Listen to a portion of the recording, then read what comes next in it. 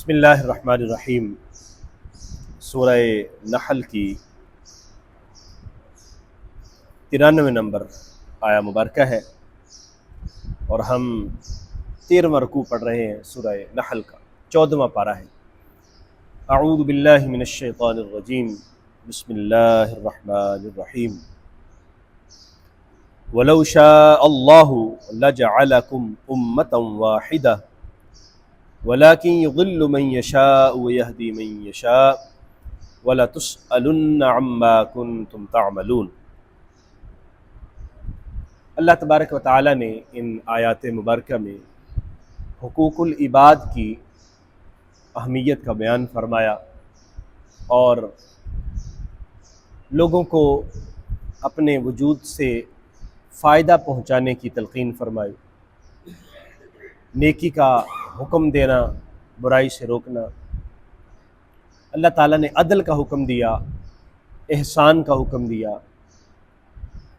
قریبی رشتہ داروں کو دینے کا حکم دیا، اور اسی طرح برائی، بے حیائی، ظلم سے منع کیا، قسمیں پوری کرنے کی تلقین کی گئی۔ اور یہاں ارشاد فرمایا جا رہا ہے کہ یہ اللہ تبارک و تعالیٰ تمہیں نصیحت فرماتا ہے اور یہ تمہارے اختیار میں ہے، یعنی عمل کرنا نہ کرنا یہ تمہارے اختیار میں ہے۔ اگر اللہ چاہتا تو سب لوگ اللہ کے مطیع ہوتے، کوئی بھی اللہ کی نافرمانی نہ کرتا، سب کے سب زبردستی۔ جس طرح فرشتے ہیں، فرشتے کبھی بھی اللہ کی نافرمانی نہیں کرتے، کوئی بھی فرشتہ اللہ کی نافرمانی نہیں کرتا، سب فرشتے اللہ کے فرما بردار ہیں۔ تو اس طرح اللہ تعالیٰ چاہتا تو انسان بھی ایسے ہی ہو جاتے کہ سب کے سب انسان اللہ کی فرما بردار ہوتے، کوئی کافر نہ ہوتا، کوئی اللہ تبارک و تعالیٰ کے احکام کی خلاف ورزی کرنے والا نہ ہوتا۔ لیکن اللہ تعالیٰ کی مرضی ایسی نہیں۔ اللہ تبارک و تعالیٰ کی مرضی یہ ہے کہ ان بندوں کو میں نے اختیار دیا ہے اور پھر درست تعلیمات پہنچا دیں، انبیاء کرام بھیجے، بتا دیا کہ یہ درست رستہ ہے، یہ غلط رستہ ہے۔ اور اگر ہم اللہ تبارک و تعالیٰ کے بتائے ہوئے درست رستے کو چنتے ہیں اور پھر اس پر چلتے ہیں تو ہمیں اس کا اجر ملتا ہے، فائدہ ملتا ہے، اور اگر ہم غلط رستہ اختیار کرتے ہیں تو اس کا گناہ ملتا ہے، اس کی سزا ملے گی۔ تو یہاں یہ ارشاد فرمایا گیا وَلَوْ شَاءَ اللَّهُ، اور اگر اللہ تعالیٰ چاہتا، لَجَعَلَكُمْ، تو تمہیں بنا دیتا اُمَّةً وَاحِدَةً، ایک ہی امت، وَلَكِنْ يُضِلُّ مَنْ يَشَاءُ، لیکن وہ جس کو چاہتا ہے گمراہ ہونے دیتا ہے، وَيَهْدِي مَن يَشَاءُ، اور جس کو چاہتا ہے ہدایت دے دیتا ہے۔ وَلَتُسْأَلُنَّ، تم سے ضرور سوال کیا جائے گا، عَمَّا كُنْتُمْ تَعْمَلُونَ، اس کے متعلق جو تم عمل کرتے رہے۔ اللہ تبارک و تعالی اپنے فضل اور کرم سے جس کو چاہتا ہے ہدایت اور رہنمائی دیتا ہے، لیکن یہ بات یاد رکھیے کہ گمراہی کا اور ہدایت پر چلنے کا اختیار انسان کا اپنا ہے۔ اسی وجہ سے تو اجر اور سزا کا اللہ تبارک و تعالیٰ نے سلسلہ جاری فرمایا، کیونکہ اگر انسان کا اپنا اختیار ختم ہو جائے تو پھر تو جزا اور سزا کا تصور ختم ہو جاتا ہے۔ تو اس طرح کی آیہ مبارکہ جس میں یہ ہوتا ہے کہ اللہ جس کو چاہے گمراہ کر دے، مطلب یہ ہے کہ اللہ تعالیٰ جس کو چاہے گمراہی میں رہنے دے اور اس کی طرف نظر کرم نہ فرمائے۔ اس کی طرف نظر کرم نہ فرمانے کی وجہ اس کی اپنی کوتاہیاں، اس کے اپنی ظلم اور اس کے اپنا حد سے تجاوز کرنا اور کفر پر ڈٹے رہنا۔ وگرنہ اللہ تبارک و تعالیٰ نے انبیاء کرام کا اسی لیے سلسلہ جاری فرمایا اور وحی الہی کا سلسلہ اسی لیے چلتا رہا، اور آج ہمارے پاس قرآن مجید کی صورت میں اللہ تبارک و تعالیٰ کی وحی موجود ہے کہ جس کو ہم پڑھ کے، جس سے رہنمائی لے کر سیدھے رستے پر گامزن ہو سکتے ہیں۔ وَلَا تَتَّخِذُوا أَيْمَانَكُمْ دَخَلًا بَيْنَكُمْ، اور تم اپنی قسموں کو اپنے درمیان فریب کا، دھوکہ اور فساد کا ذریعہ نہ بناؤ۔ فَتَزِلَّ قَدَمٌ بَعْدَ ثُبُوتِهَا، وگرنہ تمہارا قدم پھسل جائے گا ثابت قدمی کے بعد۔ وَتَذُوقُ السُّوءَ، اور تم چکھو گے برائی، بِمَا صَدَدتُّمْ عَن سَبِيلِ اللَّهِ، کیونکہ تم نے سیدھے رستے اللہ کے رستے سے روکا، وَلَكُمْ عَذَابٌ عَظِيمٌ، اور تمہارے لیے دردناک عذاب ہوگا۔ کل کی آیہ مبارکہ میں بھی ہم نے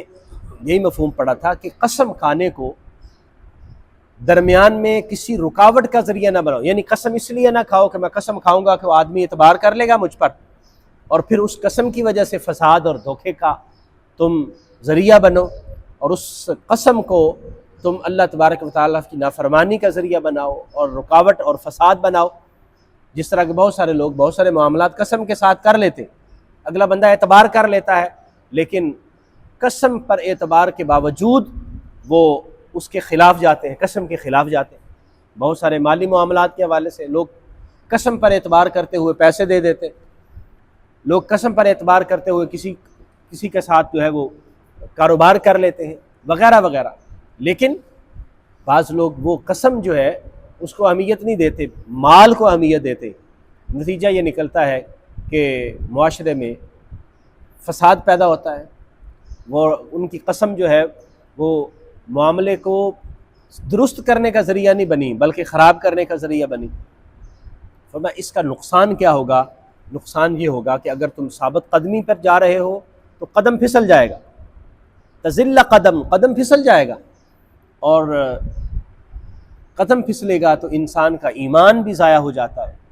پھر اس طرح تم اللہ کے نام پر لوگوں کو لوٹنے کا سبب بنو گے، اللہ کے نام پر لوگوں کے ساتھ جو ہے وہ برے سلوک کا سبب بنو گے، تو اللہ تبارک و تعالیٰ پھر اس پر عذاب بھی دے گا۔ اللہ تعالیٰ اس سے ناراض ہوتا ہے، اور اللہ تعالیٰ چاہتا یہ ہے کہ تم قسموں کو اس طرح استعمال نہ کرو۔ بہت سارے لوگ کاروباری حوالے سے اور دیگر معاملات کے حوالے سے قسمیں کھاتے ہیں، اور لوگ اس پر اعتبار کر لیتے ہیں، اس قسم پر، اور اعتبار کرتے ہوئے ان کے ساتھ معاملات کر لیتے ہیں، لیکن وہ قسم جو ہے اصل میں وہ فساد کا ذریعہ بن رہی ہوتی ہے، اور قسم معاملات کو درست کرنے کا ذریعہ نہیں بنتی۔ وَلَا تَشْتَرُوا بِعَهْدِ اللَّهِ ثَمَنًا قَلِيلًا، اور نہ بیچو اللہ کے وعدے کو تھوڑی قیمت کے بدلے میں، یعنی اللہ تبارک و تعالیٰ کے ساتھ تم نے جو وعدہ کیا ہے، ایک تو یہ وعدہ بھی ہے کہ جو تم نے اللہ کی قسم کھا کے کوئی معاملہ کیا ہے تو یہ گویا اللہ کے ساتھ تم نے وعدہ کر لیا،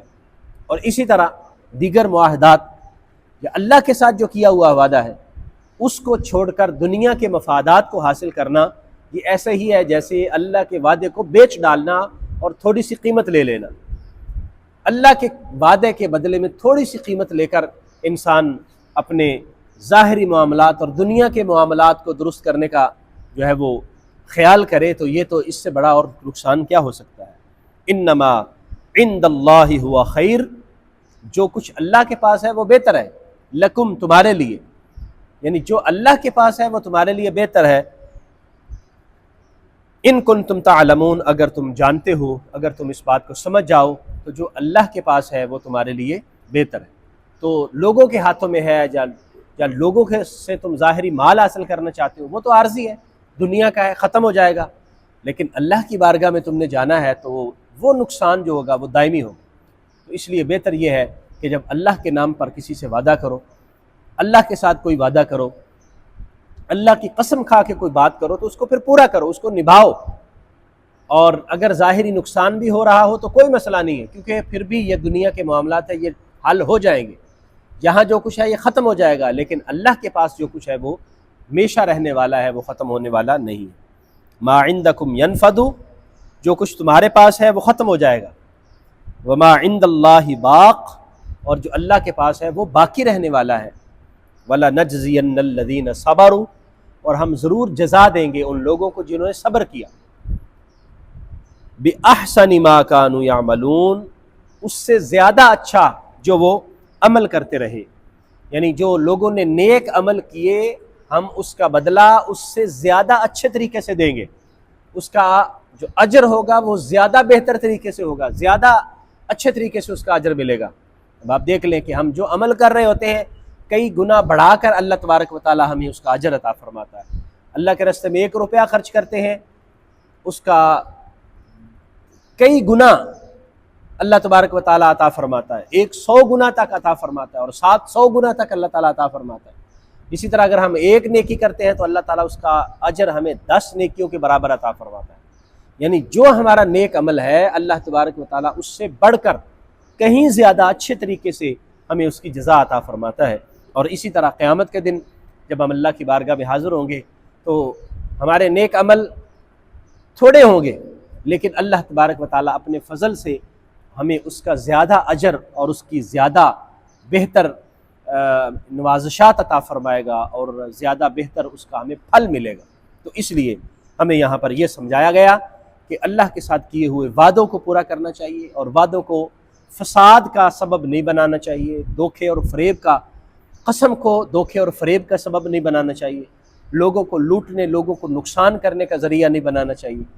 اور لوگوں کے ساتھ دھوکہ دے کر دنیاوی مفاد حاصل کرنا یہ آخرت کو برباد کرنے کے مترادف ہے۔ اللہ تعالی ہمیں اس سے بچنے کی توفیق عطا فرمائے، اور جو کچھ دنیا میں ہے وہ ختم ہو جائے گا، اور جو آخرت میں ہے وہ باقی رہنے والا ہے۔ اس تصور کے ساتھ اگر دنیا میں زندگی بسر کریں گے تو ہمارے معاملات انشاءاللہ درست رہیں گے۔ اللہ تعالی ہمیں عمل کی توفیق عطا فرمائے۔ آمین۔ وآخر دعوایا ان الحمد للہ رب العالمین۔